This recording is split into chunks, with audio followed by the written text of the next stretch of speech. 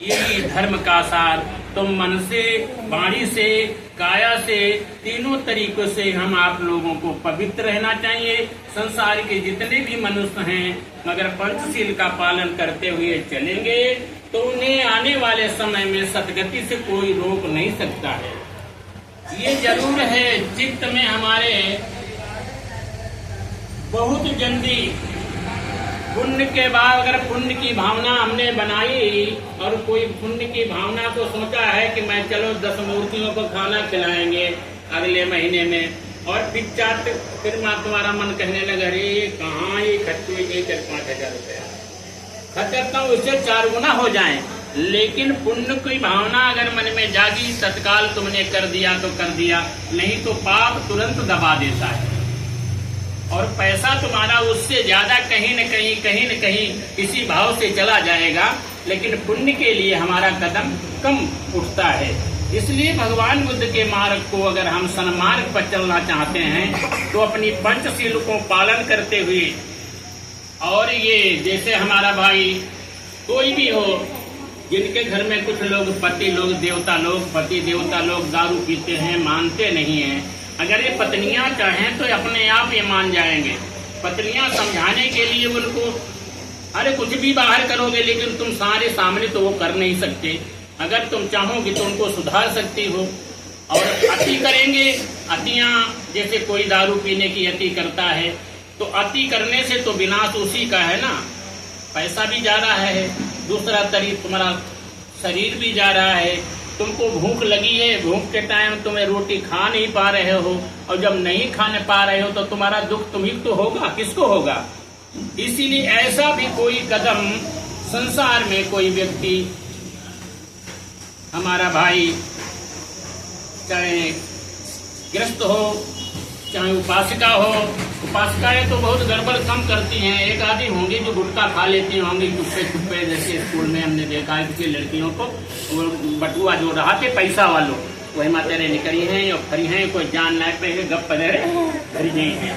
तो ऐसा बहुत कम है हमारी माताएं बहनें। इसलिए भगवान बुद्ध तो यही समझाते हैं ना, जब हम अच्छे होंगे तो हम अपने परिवार को भी अच्छा बना लेंगे।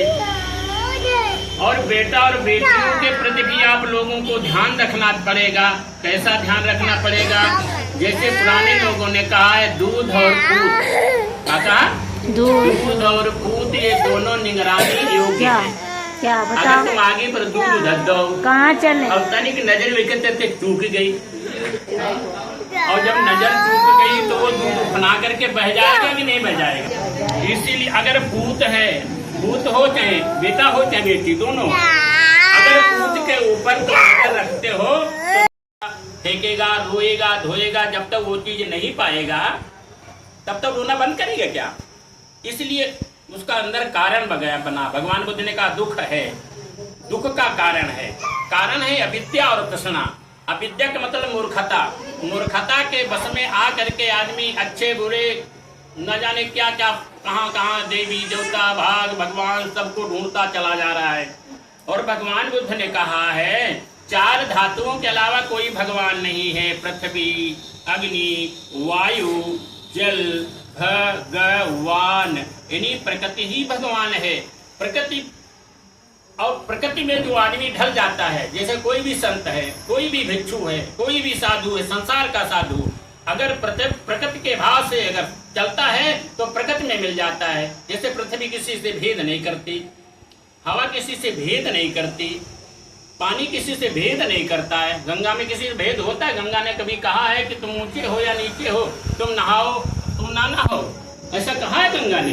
तो प्रकृति की जो चीजें हैं वो सामाजिक संसार के लिए बराबर होती हैं और प्रकृति के द्वारा ही हमारा जीवन चलता है। इसलिए जब हम मरते हैं तो सबसे पहले हमारी हवा निकलती है, और हमारे शरीर की हवा निकलते जब बूढ़ता बंद हुई तो हमारे शरीर की गर्मी भी समाप्त हो जाती है। और हमारे शरीर के गर्मी को समाप्त होते होते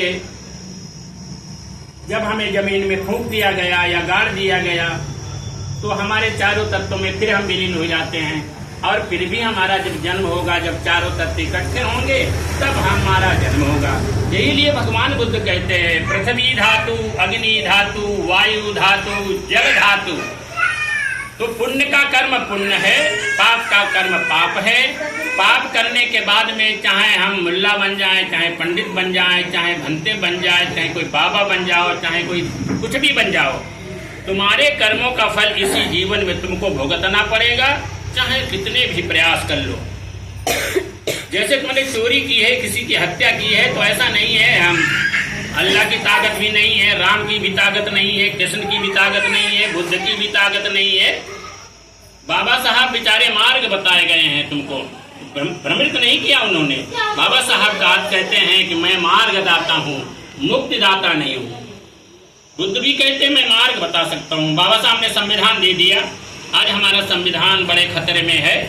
संविधान के पीछे पड़े हुए हैं विरोधी लोग और मनुस्मृति लागू करने का प्रयास कर रहे हैं। तो अगर समाज के अंदर सभी वर्गों के लोग, केवल एक ही का वर्चस्व है। बौद्ध धर्म में एक जाति का आदमी ब्राह्मण नहीं बन सकता, ब्राह्मण भी ब्राह्मण बन सकता है, क्षत्रिय भी ब्राह्मण बन सकता है, बनिया भी ब्राह्मण बन सकता है, और बैकवर्ड से लेकर 80 तक अहिर गडरिया, काची कुर्मी, नौवा, लोहार, कहार, बरई, चमार, भंगी सब ब्राह्मण बन सकते हैं, कोई जाति से नहीं। और तुलसीदास की रामायण में कह रही, पूजो विप्र सकल गुणहीना, सुग्रन गुणगण ज्ञान प्रवीणा। इन्हीं पूजा ब्राह्मण की करो, चाहे चोर हो, चाहे बदमाश हो, चाहे डकैत हो। एक जाति का वर्चस्व दिया है। तो लड़ाई अभी हमारा बैकवर्ड का समाज जितना है वो ब्राह्मणवाद के जाल में ज्यादा फंसा हुआ है। जिस दिन ये आंखें खोलेगा और जागेगा तब तो जागृति होगी, नहीं तो आने वाले गुलामी में भी कोई देर नहीं है। और गुलाम वही बनेंगे जो दूसरों के पास मजदूरी करने जाते हैं, दूसरों के पास कर्ज लेने जाते हैं। जो ज्यादा दुखी समाज होगा वही मारा जाएगा, वही जबरदस्ती काम कराया जाएगा, वही सताया जाएगा। सक्षम आदमी तो अपना दीपक स्वयं बन जाता है। जब किसी समय हमारा ऐसा आज देवी देवताओं की पूजा करती हैं हमारी ये माताएं बहनें, कोई समय ऐसा था जहाँ तुम्हारा इतने अंग से नीचे ऊपर अगर तुम कपड़ा पहनती तो जजिया कर तुम सीना खोल के तुमको चलना पड़ता था हमारी माताओं बहनों को। आज बाबा साहब के संविधान ने हमको आपको अपना कपड़ा शरीर ढक करके चलने का आदेश दिया है। पढ़ लिख करके नौकरी कर लो, IAS बन जाओ, PCS बन जाओ, डॉक्टर अंजन। ये देवी देवताओं की देन नहीं है, बाबा साहब डॉक्टर अम्बेडकर की देन है। अगर संविधान खत्म हो गया तो फिर ये लोग मक्कार लोग फिर तुम्हारे साथ वही व्यवहार करेंगे जो एक जाति का वर्चस्व चाहते हैं। भगवान बुद्ध ने कहा सम्यक दृष्टि का भाव रखो। हमारी दृष्टि से न कोई हिंदू है, न कोई मुसलमान है, न कोई छोटा है, सब गरीबों को अपने गले से लगाते हुए भगवान बुद्ध ने पूरे विश्व में बुद्ध के धर्म का प्रचार प्रसार किया।